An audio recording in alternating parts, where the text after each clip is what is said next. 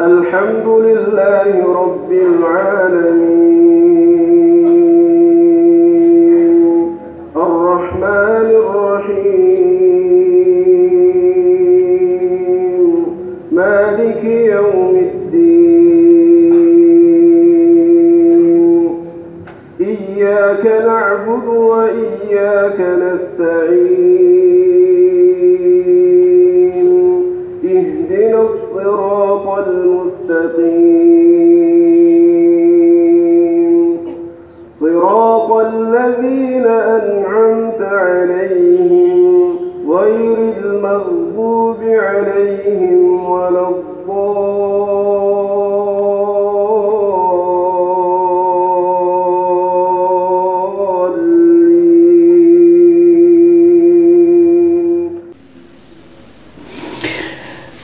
Bismillahirrahmanirrahim. Assalamualaikum warahmatullahi wabarakatuh. Senyampang kita duduk di dalam ruangan tempat sujud musholah, kita duduk di atas karpet yang bersih ini, kita ngomong-ngomonglah sedikit, berbincang tentang sebuah pengetahuan yang salah menempatkan dari kebanyakan manusia, yaitu surga. Banyak orang di dalam keseharian berdoa memohon kepada ilahinya, kepada Tuhannya, agar supaya mati nanti dimasukkan di dalam surga. Saya ingatkan kepada Anda, kalau Anda termasuk orang yang seperti itu, saya sadarkan, kalau kita memohon sesuatu yang kita tidak tahu bentuknya, apa itu surga, tidak ada seorang pun yang tahu. Alamnya bagaimana, bentuknya bagaimana, tidak ada yang tahu. Maka Anda memohon permohonan-permohonan yang sifatnya hayali. Titik ini saja itu sebuah permohonan yang sia-sia, tidak ada gunanya. Itu yang pertama. Yang kedua,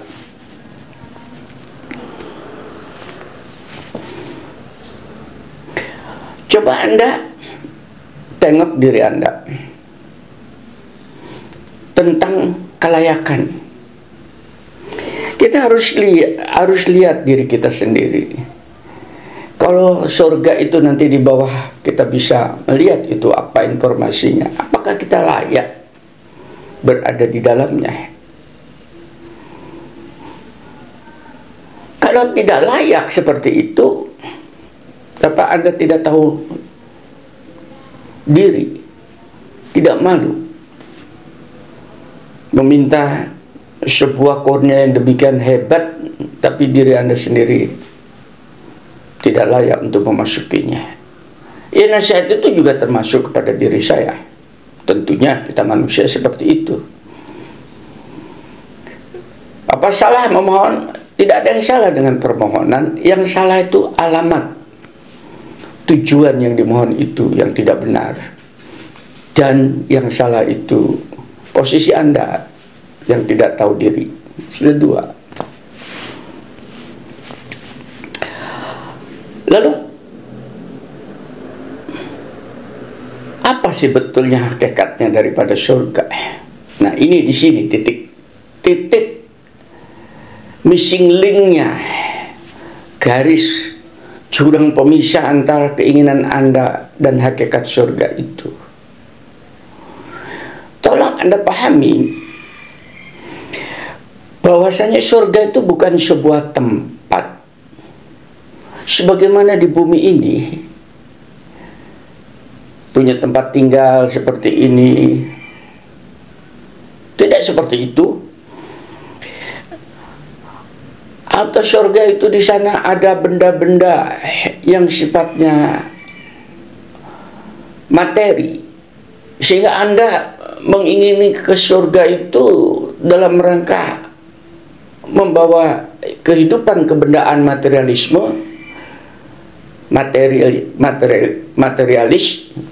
ke alam yang bukan materi. Nanti Anda kecewa dan salah tempat. Surga itu pada dasarnya adalah, atau hakikatnya adalah sebuah keberadaan, sebuah eksistensi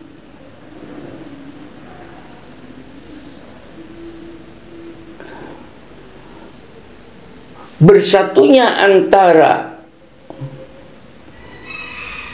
alam-alam ciptaan Allah yang sifatnya fana kembali kepada ilahinya yang sifatnya baqo, abadi. Dan di surga itu juga terjadi keabadian apa? Karena yang namanya waktu pun berhenti, tidak berkembang lagi. Karena apa? Sudah menyatu kembali. Di dalam Quran disebutkan huwal awwalu wal akhiru. Dialah Allah yang awal menciptakan waktu, proses, dan dialah Allah yang akhir. Berhenti semua kejadian, berhenti sebuah waktu, sehingga hilanglah semua alam-alam yang sifat fana itu, yang wujud yang baqo, yaitu ilahi. Jadi pengertian daripada surga itu adalah menyatunya kembali antara kreasi Allah dengan kreatornya, yaitu Allah itu sendiri. Itu surga. Sehingga dengan demikian sulit untuk dijangkau oleh nalar, karena manusia tidak pernah punya pengalaman. Bagaimana bisa menerangkan tentang isi surga? Dan tidak bisa juga dirasakan, karena belum pernah seorang pun merasakan apa namanya surga. Tapi itulah hakikatnya. Perlu Anda ingat, kata-kata surga yang selama ini dipahami oleh masyarakat sebagai sebuah tempat yang indah, yang nyaman, yang nikmat, tempat bersenang-senang dan sebagainya,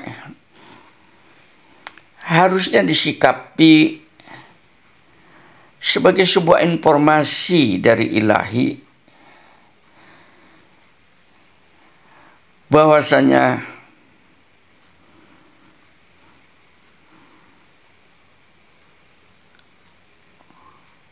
waktu terus berjalan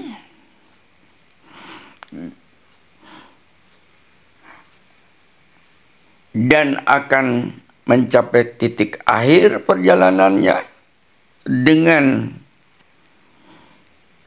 punahnya, hilangnya alam raya seisinya termasuk manusia. Itu tadi. Kemudian akan diciptakan lagi alam yang baru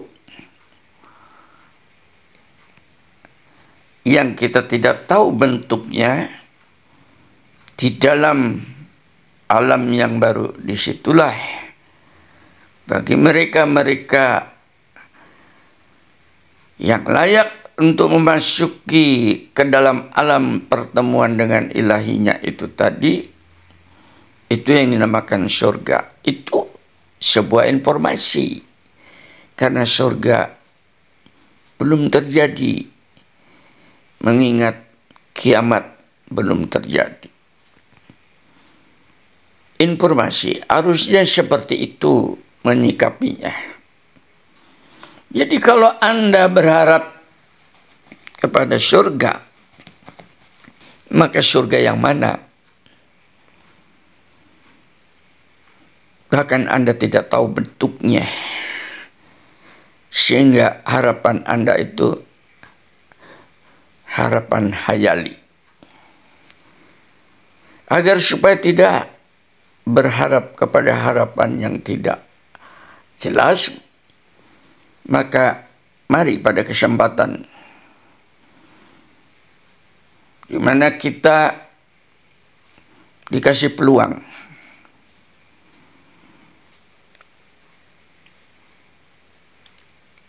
untuk menciptakan surga keilahian itu di bumi ini dahulu,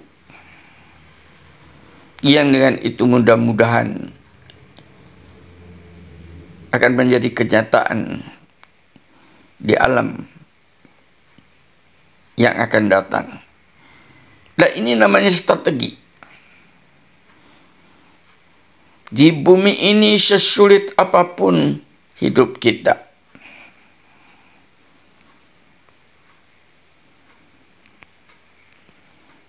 seberat apapun hidup kita, semenderita apapun hidup kita, maka mari kita jadikan sarana atau media di dalam kesulitan itu, kita terima dengan tawakal agar supaya mendapatkan ridhonya.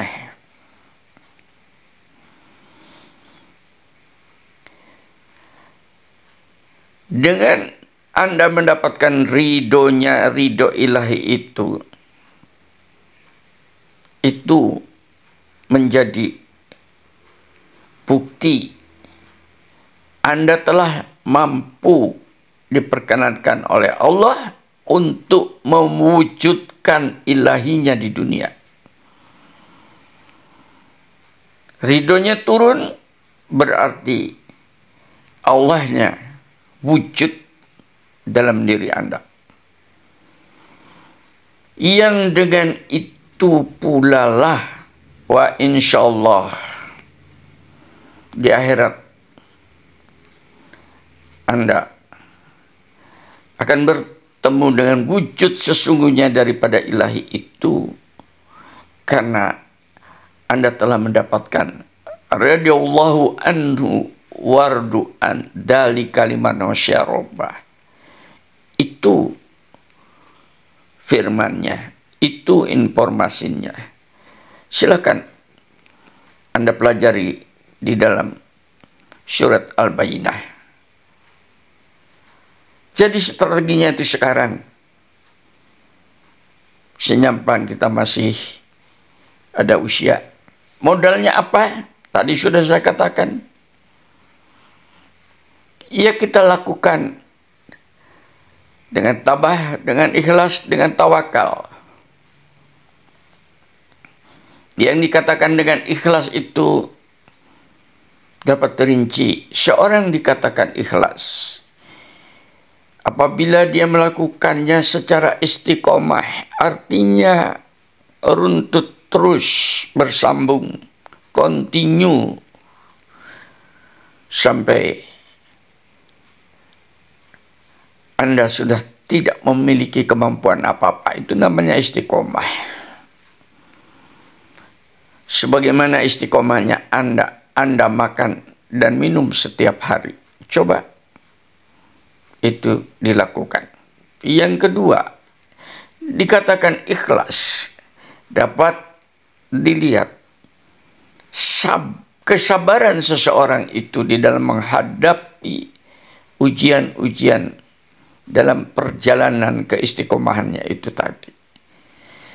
Karena yang dinamakan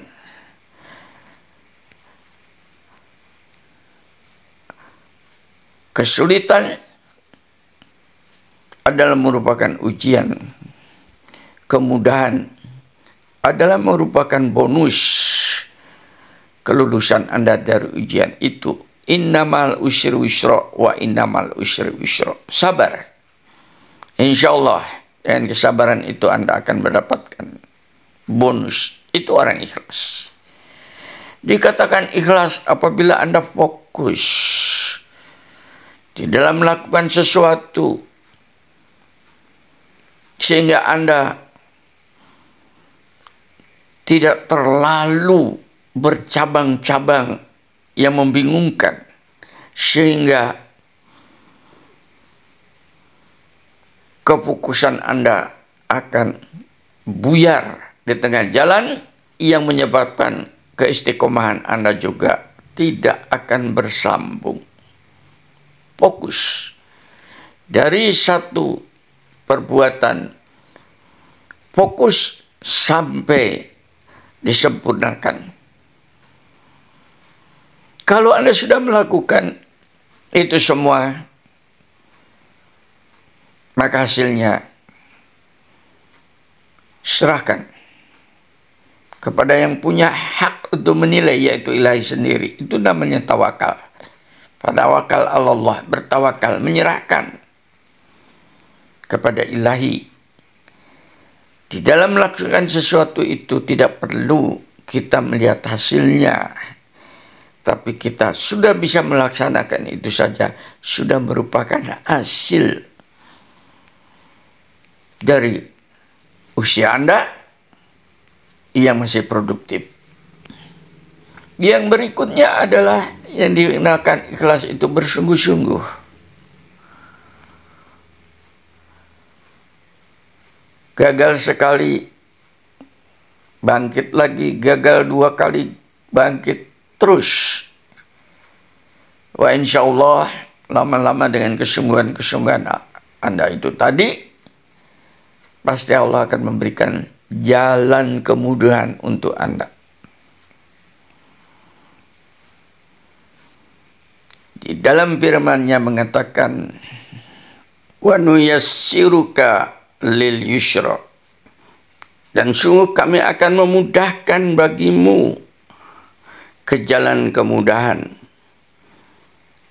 untuk mencapai kemuliaan dunia akhiratnya. Fadzakir in nafa'ati zikra. Oleh karena itu, berikanlah peringatan kepada seluruh manusia, pemberitahuan, nasihat, karena nasihat itu sangat bermanfaat bagi mereka. Saya zakaru mayyasha. Mudah-mudahan orang yang jerih, yang takut kepada ilahinya akan mendapatkan pelajaran. Dan Allah akan memberikan kemudahan, jalan kemudahan bagi mereka yang bersungguh-sungguh itu tadi, sehingga mereka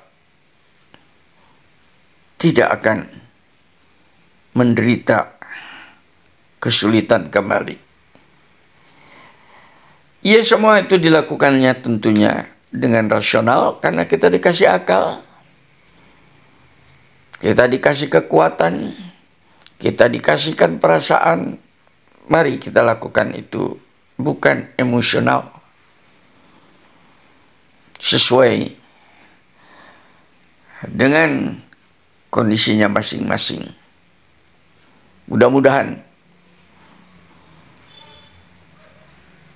apa yang saya sampaikan ini tadi menjadi bekal untuk Anda semua dalam rangka menjadi manusia-manusia yang mengharapkan keriduannya, bukan berhayal mendapatkan surgawinya.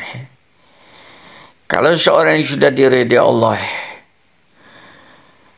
bukan hanya surga yang akan dikasihkan, tapi zatnya Allah akan menyatu dengan Anda, dan Anda akan kembali kepadanya dalam kemuliaan, kehormatan, keamanan, kesucian. Alhamdulillahirabbil alamin. Assalamualaikum warahmatullahi wabarakatuh.